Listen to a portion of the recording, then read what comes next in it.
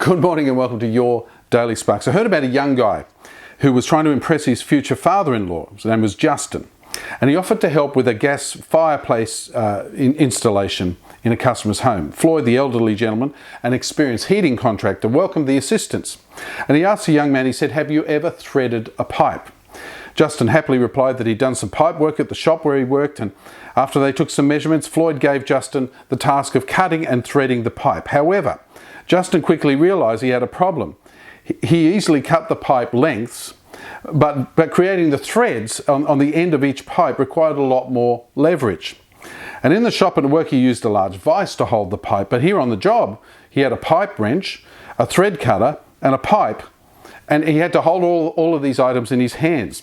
Sure that he could do it on his own, Justin sat on the ground and wrapped his legs around the pipe and attempted to manipulate the wrench and the cutter to try and cut the groove into the pipe. Soaked in sweat, he expended great effort but made little progress. Well, when Floyd, the older guy, came around the corner, he saw Justin on the ground. He couldn't believe his eyes. He just laughed so hard he wanted to cry. Without a word, he gently took the items from the young man, laid the wrench on the ground with the mouth opened up, placed the pipe in it, proceeded to smoothly cut the threads using the leverage of the wrench against the ground to keep things steady.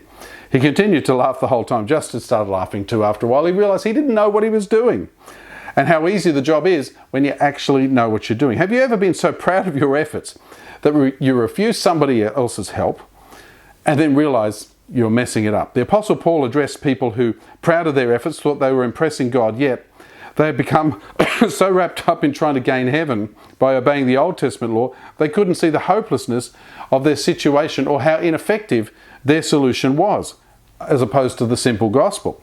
They seemed to have all the pieces, but they didn't know how to use the tools. That's what the law is like. But they needed help to understand how the law and the gospel work together to create the final job.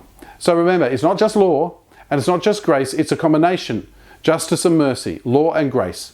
But when you put those two together, you can do the job like cutting the end on that pipe if you know how to do it. Ask the Lord. Have a great day. We'll see you tomorrow on Sparks.